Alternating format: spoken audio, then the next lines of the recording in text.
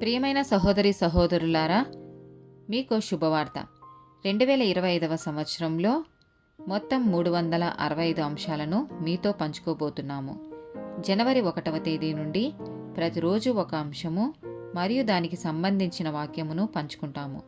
దయచేసి ఆ వాక్యములను వినండి, ధ్యానించండి మరియు ఆశీర్వదించబడండి.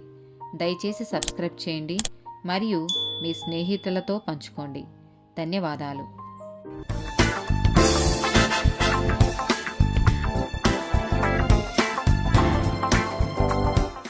థర్డ్ డే టాపిక్ గర్భస్రావం, అబార్షన్.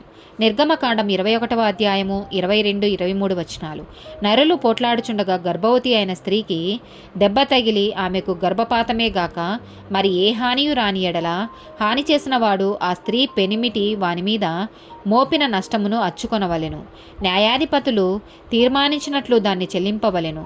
హాని కలిగిన ఎడల నీవు ప్రాణమునకు ప్రాణము. కీర్తనల గ్రంథము 139వ అధ్యాయము 13వ వచనం. నా అంతరేంద్రియములను నీవే కలగచేసితివి, నా తల్లి గర్భమందు నన్ను నిర్మించిన వాడవు నీవే. యెషయా గ్రంథము 49వ అధ్యాయము 5వ వచనం. యెహోవా దృష్టికి నేను గనుడనైతిని, నా దేవుడు నాకు బలమాయను. కాగా తనకు సేవకుడనయుండి తన యొద్దకు యాకోబును తిరిగి రప్పించుటకును, ఇశ్రాయేలు ఆయన యొద్దకు సమకూర్చబడుటకును నన్ను గర్భమున పుట్టించిన యెహోవా ఇలాగు సెలవిచ్చుచున్నాడు.